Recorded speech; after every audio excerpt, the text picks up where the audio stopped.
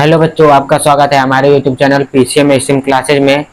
हम लोग पढ़ रहे हैं कक्षा 9 के बल तथा गति चैप्टर, जो कि हम यह चैप्टर पूरा खत्म हो चुका है। हम लोग को सवाल लगा रहे थे, तो आज का हम लोग का टॉपिक है कुछ सवाल लगाने का। ठीक है, तो हम लोग का पहला एक क्वेश्चन दिया है। मैंने आपको कुछ क्वेश्चन बताए थे जो कि बहुत महत्वपूर्ण था। तो हम लोग का एक क्वेश्चन दिया है कि एक ट्रक विरामावस्था से किसी पहाड़ी से नीचे की ओर नियत तौर से लुढ़कता है। लुढ़कता है मतलब कोई ट्रक है जो पहाड़ से नीचे गिरता है विरामावस्था से। तो यहाँ पर प्रश्न में विरामावस्था बोली जा रही है। तो विरामावस्था के लिए मैंने आपको बताया था कि जब भी किसी भी प्रश्न में विरामावस्था बोलेगा, तो विरामावस्था बोलेगा तो u बराबर 0 लिखेंगे। तो यहाँ पे लिखेंगे क्वेश्चन, यहाँ पर u बराबर 0। ठीक है, u क्या है? प्रारंभिक वेग है मीटर प्रति सेकेंड। तो u बराबर 0 दिया है। प्रश्न में बोला गया है कि कोई ट्रक है जो पहाड़ी से विरामावस्था से लुढ़कता है। लुढ़कना का मतलब विरामावस्था से गिरता है।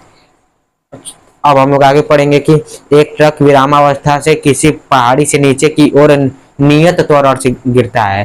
त्वरण क्या होता है? त्वरण मैंने बताया था कि वेग में परिवर्तन होता है तो त्वरण उत्पन्न होता है। तो त्वरण भी मैंने आपको बताया था कि असमान त्वरण, समान त्वरण होता है। तो इसमें दिया है नियत त्वरण। तो नियत त्वरण का मतलब वो त्वरण समान त्वरण है। तो नियत त्वरण से लुढ़कना प्रारंभ करता है।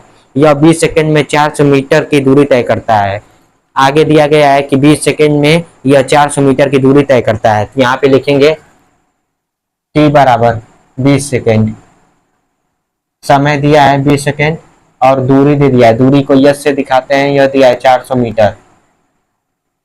400 मीटर दे दिया है। आगे पूछ रहा है कि इसका त्वरण ज्ञात कीजिए। इसका त्वरण पूछ रहा है, आपको एक्सीलरेशन निकालना है। और दिया है कि यदि इसका द्रव्यमान 7 मीट्रिक टन है तो इस पर लगने वाले बल की गणना कीजिए। आगे पहले तो इसमें एक्सीलरेशन हम लोग को निकालना है। तो एक्सीलरेशन हम लोग ए बराबर लिख देंगे। ये आपको निकालना है, जो नीले मार्कर से लिखा गया है वही आपको निकालना है। एक्सीलरेशन बराबर क्या होगा यही आपसे पूछ रहा है। और आगे दिया है कि तो इस पर बल लगने वाले बल की गणना कीजिए और इस पे लगने वाले बल की गणना कीजिए। आपको बल भी बताना है। यदि इसका द्रव्यमान 7 मीट्रिक टन हो, जो जो ट्रक ऊपर से गिरा है, विरामावस्था से गिरा है, उसका भार दे दिया है आपको। यहाँ पे लिख देंगे द्रव्यमान यम बराबर दिया है आपका 7 मीट्रिक 7 मीट्रिक 7 मीट्रिक टन। तो यही सवाल आपको दिया है। तो चलिए हम एक बार और आपको सवाल पढ़ के बता देते हैं कि सवाल में क्या क्या दिया है। सवाल में दिया है कि एक ट्रक विरामावस्था से किसी पहाड़ी से नीचे की ओर नियत त्वरण से लुढ़कता है। विरामावस्था से दिया है इसलिए u बराबर 0 मीटर प्रति सेकंड कर दिया गया है। नियत त्वरण से गिर रहा है मतलब समान त्वरण से गिर रहा है। और यह 20 सेकंड में 400 मीटर की दूरी तय करता है। t बराबर 20 सेकंड और यस बराबर दे दिया 400 मीटर की दूरी तय करता है। इसका त्वरण ज्ञात कीजिए। त्वरण आपसे पूछ रहा है, एक्सीलरेशन निकालना है और कह रहा है कि अगर त्वरक का द्रव्यमान दे दिया है आपको 7 मीट्रिक टन, तो इस पे लगने वाले बल की गणना कीजिए। आपको बल भी निकालना है। तो बल निकालना है तो सबसे पहले मीट्रिक टन, 1 मीट्रिक टन बराबर 1000 टन होता है। तो यहाँ पे हम लोग लिख लेंगे, यहाँ पे पहले हम लोग को एक्सीलरेशन निकालना है। एक्सीलरेशन निकालना है तो u t और यस ए दे दिया है। तो हम लोग ने गति के 3 समीकरण पढ़े थे, v बराबर u प्लस ए टी। यहाँ पर तीनों के लिखते हैं हम लोग, v बराबर u plus a t, s बराबर u t plus half a t square, और तीसरा दे दिया हम लोग को v स्क्वायर बराबर u स्क्वायर प्लस 2as। गति वाले चैप्टर में मैंने इन तीनों समीकरण को सिद्ध किया था, इसे ही गति का समीकरण कहते हैं। तो प्रथम समीकरण ये था v बराबर u प्लस ए टी। दूसरा समीकरण था कि यस बराबर u t plus half a t square. तीसरा समीकरण था v स्क्वायर बराबर u स्क्वायर प्लस 2as। तो इसमें से कौन सा हम लोग समीकरण लगाएंगे कि हमें एक्सीलरेशन निकल जाएगा। तो यहाँ पे हम लोग को u दे दिया है। देखिए u हमें दे दिया है, t दे दिया है। तो इस t दे दिया है और a हम लोग को निकालना है। ये 3 चीजें हमको मिल गई है, लेकिन v हमको नहीं दिया है। v का मतलब अंतिम वेग हम लोग को पता नहीं है। तो हम लोग का गति का जो प्रथम समीकरण रहेगा ये भी नहीं लगेगा, क्योंकि हमें v पहले निकालना पड़ेगा। तो v हम लोग को पता नहीं है, अब हम लोग को गति का दूसरे समीकरण पे आते हैं। यस, हमें यस दूरी दे दी गई है, देखिए दूरी दे दिया है, समय दे दिया है, एक्सीलरेशन निकालना है और यू की वैल्यू दे दी है। तो हमें हमें ये समीकरण लगाना पड़ेगा, यस बराबर u t plus half a t square, क्योंकि हमें यहाँ पे दूरी दे दिया है, यू दे दिया है और समय दे दिया है, एक्सीलरेशन हमें निकालना है। तो गति के दूसरे समीकरण से हम लोग इस सवाल को हल करेंगे। यहाँ पे लिखेंगे गति के दूसरे समीकरण से, तो गति का दूसरा समीकरण क्या है? तो गति का दूसरा समीकरण होता है यस बराबर u t plus half a t square, ठीक है। तो यस हम लोग को दे दिया है 400 मीटर, यू हम लोग को दे दिया है 0, जब 0 से हम लोग समय में गुणा करेंगे तो 0 हो जाएगा, तो यहाँ पे 0 लिख देते हैं। और ये हाफ ए हम लोग को निकालना है और टी हम लोग को दे दिया है 20 सेकेंड, तो 20 का वर्ग हम लोग करेंगे तो 20 गुणते 20 होगा। अब इसे हम लोग को हल करना है, तो यहाँ पे हल करते हैं हम इसको। देखिए 400 बराबर हो जाएगा आपका हाफ ए, और ये 20 का गुणा 20 में होगा तो ये भी हो जाएगा आपका 400 और 2 से इसे घटा देंगे हम लोग, ये हो जाएगा 200, तो ये हो जाएगा 400 बराबर 200 ए हम लोग को निकालना था, तो 400 बटा के 200, तो आपका आ जाएगा 2 मीटर प्रति सेकेंड स्क्वायर। हम लोग जानते हैं कि एक्सेलरेशन का जो मात्रक होता है मीटर प्रति सेकेंड स्क्वायर होता है। तो यही आपका सवाल था, आपसे पूछ रहे यू दे दिया था, आपको समय दे दिया था और यस बराबर यस दे दिया था, दूरी दे दिया था और एक्सेलरेशन आपसे पूछ रहा था। तो गति के दूसरे समीकरण से यस बराबर u t plus half a T से हम लोगों ने एक्सेलरेशन 2 मीटर प्रति सेकेंड स्क्वायर निकाल दिया है। यही आपका फर्स्ट आंसर होगा। और दूसरा हम लोग का आंसर क्या होगा? द्रव्यमान 7 मीट्रिक टन दिया है, तो इसका इस पे लगने वाला बल पूछ रहा है, तो यहाँ पे लिख लेंगे यफ बराबर, यफ भी आपसे पूछ रहा है, तो आपसे बल पूछ रहा है, तो बल पूछ रहा है तो न्यूटन का दूसरा नियम मैंने बताया था, न्यूटन का दूसरा समीकरण नहीं, न्यूटन का दूसरा नियम यफ बराबर यम ए, यफ बराबर यम ए सूत्र भी मैंने आपको सिद्ध करवाया है, इसी चैप्टर में मैंने सिद्ध कराया था। तो यफ बराबर यम ए से हम लोग यफ बल को निकाल लेंगे। ए हम लोग को पता चल गया है और द्रव्यमान हम लोग को पता है, जब ए से द्रव्यमान में गुणा कर देंगे तो हम लोग का यफ आ जाएगा। तो इतना पहले आप लोग अपने नोट कॉपी में नोट कर लेंगे, बहुत महत्वपूर्ण सवाल है, ठीक है। क्वेश्चन को कैसे निकाला गया है इस सवाल में आप लोग को समझ में आ गया होगा। तो अब हम लोग निकालेंगे इसके दूसरे विभाग, मतलब बल की गणना करेंगे। तो बल क्या होगा? तो बल बराबर मैंने आपको बताया था कि यम बराबर होता है यम गुणे ए, तो यह बल बराबर होता है द्रव्यमान गुणित त्वरण, जो कि न्यूटन का दूसरा नियम होता है, समीकरण नहीं होता है, नियम होता है। समीकरण और नियम में बहुत अंतर है। समीकरण न्यूटन ने बताया था कि यस बराबर u t plus half a t square, यह गति वाले चैप्टर में न्यूटन का द्वितीय समीकरण था, लेकिन यफ बराबर यम में न्यूटन का द्वितीय नियम होता है। यह इन दोनों फार्मूलों में लड़के बहुत कंफ्यूज होते हैं कि न्यूटन का द्वितीय नियम और न्यूटन का द्वितीय समीकरण क्या है। यह न्यूटन का द्वितीय नियम है। तो इससे हम लोग कैसे बल की गणना करेंगे? यहाँ पे बल बराबर द्रव्यमान गुणित त्वरण होता है। द्रव्यमान आपको दे दिया है 7 मीट्रिक टन, तो हम लोग जानते हैं कि 1 मीट्रिक टन बराबर कितना होता है। आप लोग भी ध्यान रखिएगा कि 1 मीट्रिक टन बराबर 1000 केजी होता है। तो यहाँ पे हम लोग लिख देंगे, सबसे पहले यहाँ पे लिखेंगे 1 मीट्रिक टन बराबर 1000 केजी। 1 मीट्रिक टन बराबर 1000 केजी होता है। तो यहाँ पे लिखा है 7 मीट्रिक टन, 7 मीट्रिक टन बराबर कितना हो जाएगा? 7000 केजी हो जाएगा। मैंने आपको बताया था कि द्रव्यमान, जब भी द्रव्यमान ग्राम में दिया रहेगा तो उसे केजी में कन्वर्ट करेंगे, मीट्रिक टन में दिया रहेगा तो उसे केजी में कन्वर्ट करेंगे। मतलब द्रव्यमान को केजी में रहना आवश्यक है, तभी न्यूटन के सभी नियम फॉलो हो पाएंगे, ठीक है। और समय अगर आपका मिनट में दिया रहेगा तो उसे हम लोग चेंज करेंगे सेकेंड में, समय का मात्रक सेकेंड होता है। यह बातों का आप लोग ध्यान रखिएगा, वरना आपका जो सवाल रहेगा गलत हो जाएगा। तो 7 मीट्रिक टन बराबर 7000 केजी, तो यही जो ट्रक था, ट्रक का वही द्रव्यमान हो जाएगा 7000 केजी। तो अब हमें क्या निकालना था? ट्रक पे कितना बल लगा होगा ना, तो बल निकालना था। तो एक्सीलरेशन मैंने अभी आपको निकाला कि 2 मीटर प्रति सेकेंड स्क्वायर, तो यहाँ पे लिख देंगे हम लोग एक्सेलरेशन बराबर 2 मीटर प्रति सेकेंड स्क्वायर। अब हमें बल की गणना करनी है, तो यफ बराबर क्या हो जाएगा, यम इंटू ए। तो यफ यहाँ से यहाँ पे लिख रहे हैं कि यफ बराबर यम कितना दिया है, यम 7000 दिया है, 7000 गुणते ए का मान 2 दिया था, तो 7 दूनी 14, ठीक है, 14,000 आपका हो जाएगा वो बल। तो बल बराबर हो जाएगा 14,000 न्यूटन। बल का मात्रक न्यूटन होता है। मात्रक लिखना बहुत अति आवश्यक है, मात्रक पर भी नंबर कट जाता है, ठीक है। तो यही आपका क्वेश्चन था। आपसे पूछ रहा था ट्रक पे कितना बल लगेगा और कितना त्वरण उत्पन्न होगा। तो त्वरण मैंने यस बराबर u2 plus half at square गति के दूसरे समीकरण से निकाला है त्वरण। और बल मैंने किस नियम से निकालना है, न्यूटन के दूसरे नियम से। यहाँ पे लिख देंगे हम लोग कि न्यूटन के, यहाँ पे लिख लीजिए न्यूटन के दूसरे समीकरण से, ठीक है। तो इतना आप लोग को समझ में आ गया होगा कि बल आपका 14,000 न्यूटन हो जाएगा और एक्सेलरेशन 2 मीटर प्रति सेकंड स्क्वायर हो जाएगा। तो ऐसे हम लोग इन सवालों को हल करते हैं गति का समीकरण का प्रयोग करके तथा न्यूटन तथा बल तथा गति के नियम के कुछ फार्मूले से हम लोग ऐसे बड़े बड़े सवाल को लगाते हैं और आंसर लाते हैं, ठीक है। तो ये आप लोग को समझ में आया होगा।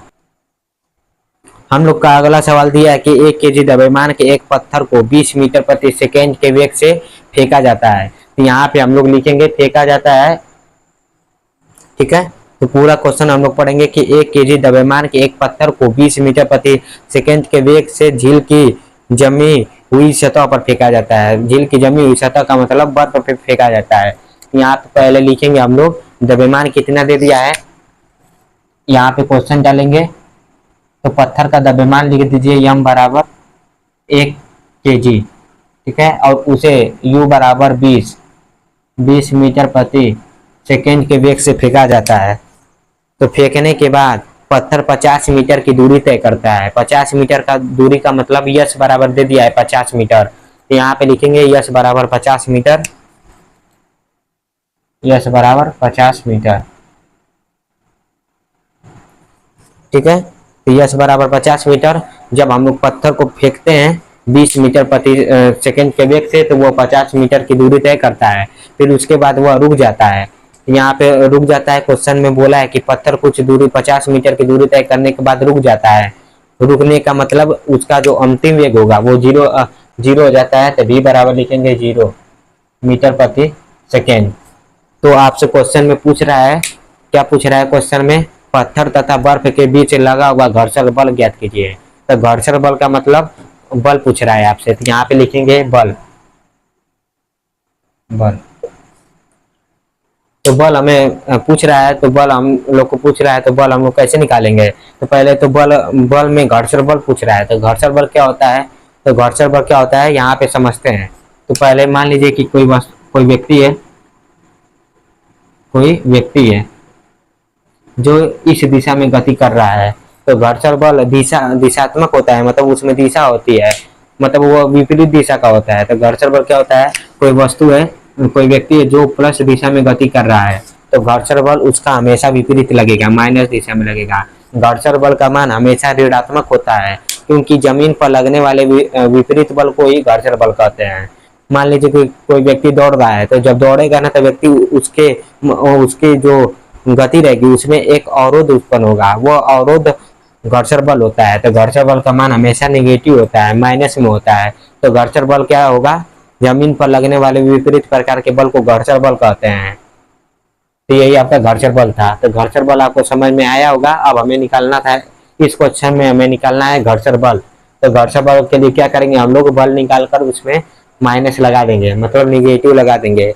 उसी प्रकार जैसे मैंने आपको बताया कि घर्षण बल होता है, घर्षण बल हमेशा जमीन पे होता है, मतलब मिट्टी पे हो गया, पत्थर पे हो गया, यहाँ पे घर्षण बल लगता है। अरे ठोस पे घर्षण बल लगेगा और द्रव में श्यानता बल लगेगा। श्यान बल का मतलब क्या होता है, श्यान बल भी एक घर्षण ही बल होता है। उसमें क्या होता है, उसमें हम मान लीजिए कि कोई नदी है, नदी में जब जल प्रवाह होता है ना, तो जल की जो परतें होती हैं, परतों के बीच भी एक घर्षण बल उत्पन्न होता है। उस घर्षण बल को हम लोग श्यान बल करते हैं। मान लीजिए कि कोई धारा है जो 20 मीटर प्रति सेकेंड की रफ्तार से जा रही है, ये कोई धारा है जो 20 मीटर प्रति सेकंड की रफ्तार से जा रही है, इस दिशा में गति कर रही है, तो उस समय इधर एक घर्षण बल काम करेगा। उस घर्षण बल को हम लोग श्यान बल करते हैं, श्यान बल कहते हैं। तो द्रवों के बीच श्यान बल लगता है तथा ठोसों के बीच घर्षण बल लगता है। घर्षण बल और श्यान बल दोनों बराबर होते हैं, लेकिन अवस्थाओं का अंतर होता है। श्यान बल द्रव में लगता है और घर्षण बल ठोस में लगता है। ठीक है, तो इतना आप लोग को समझ में आया होगा कि घर्षण बल और श्यान बल क्या है। इस सवाल में हम लोग को द्रव्यमान दे दिया है और प्रारंभिक वेग 20 मीटर प्रति सेकंड दिया है, और यश बराबर, यश का मतलब दूरी, दूरी 50 मीटर दिया है, और v बराबर 0 मीटर प्रति सेकंड, अंतिम वेग 0 दे दिया है, और आपसे बल पूछ रहा है। तो सबसे पहले हम लोग क्या करेंगे, सबसे पहले हम लोग लिखेंगे न्यूटन के गति के तीनों समीकरण। उन समीकरण में से किसी एक गति के समीकरण से हम लोग त्वरण को निकाल देंगे। जब हम लोग के पास त्वरण निकल जाएगा तो F बराबर ma, न्यूटन के द्वितीय नियम से हम लोग बल की गणना कर सकते हैं। तो सबसे पहले क्या करेंगे, न्यूटन के तीनों समीकरण को लिखेंगे। तो यहाँ पे लिखेंगे v बराबर u प्लस AT, यश बराबर ut plus half AT square, और तीसरा होता है v स्क्वायर बराबर u प्लस 2as। ठीक है, तो हमें इस सवाल में समय नहीं दिया है, समय का मतलब t नहीं दिया है। तो न्यूटन के दो समीकरण में समय होता है, प्रथम समीकरण और द्वितीय समीकरण। v बराबर u प्लस AT और यश बराबर ut plus half AT square. इसमें दो अचर हो जाएंगे, दो अमान्य हो जाएंगे कि दो का मुझे मान्य नहीं पता है, त्वरण का मान्य नहीं पता है और समय का मान्य नहीं पता है। तो ये वाला समीकरण नहीं लगेगा और न ये वाला समीकरण लगेगा, क्योंकि इसमें भी त्वरण है, समय है, लेकिन इसमें समय नहीं है, इसमें बस त्वरण दिया है। तो ये वाला समीकरण लगेगा, क्योंकि त्वरण दिया है, त्वरण हमें निकालना है, और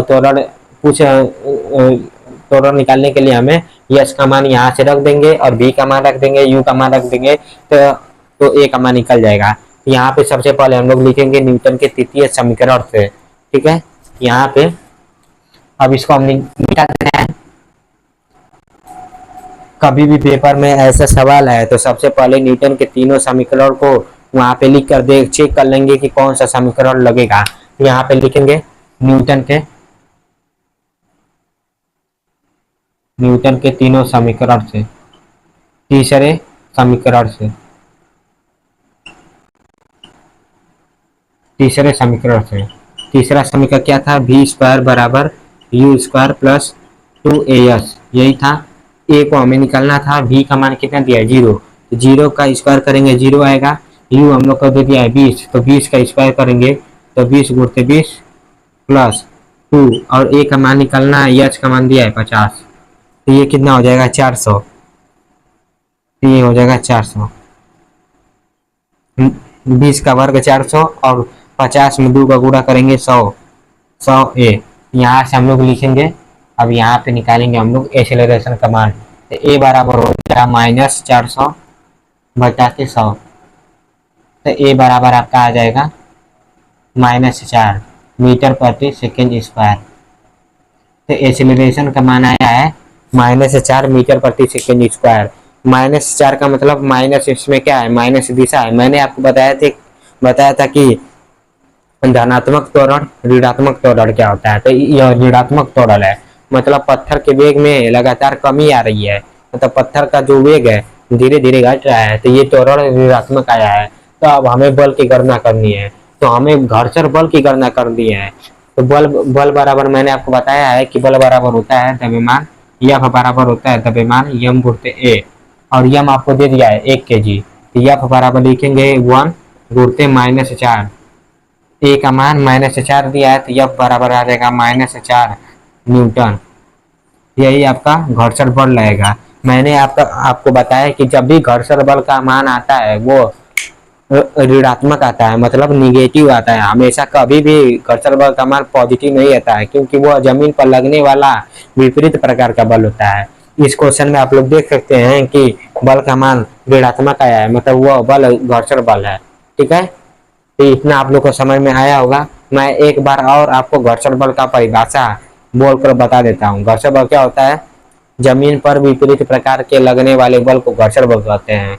यह मनुष्य की गति या द्रवों की गति या मनुष्य के गति, घर्षण बल बोलेगा तो मनुष्य की गति मतलब मनुष्य के गति में अवरोध उत्पन्न करने वाला बल होता है घर्षण बल, जो उसके लगातार वेग में कमी करता है, तो यही घर्षण बल होता है। मनुष्य के, मान लीजिए हम दौड़ेंगे तो हमारे हमारे चप्पल और जमीन के बीच एक बल कार्य करेगा जो कि विपरीत रहेगा, उसे ही हम लोग घर्षण बल कहते हैं, ठीक है।